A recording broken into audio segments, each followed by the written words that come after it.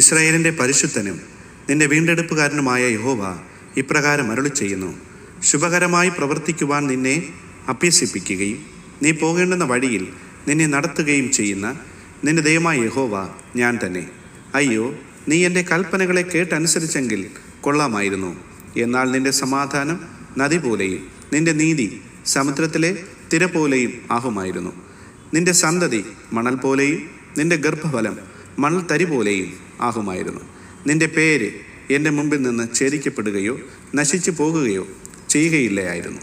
യെശയ്യാ പ്രവാചകന്റെ പുസ്തകം 48-ാം അധ്യായം 17 മുതൽ 19 വരെയുള്ള വാക്യങ്ങൾ.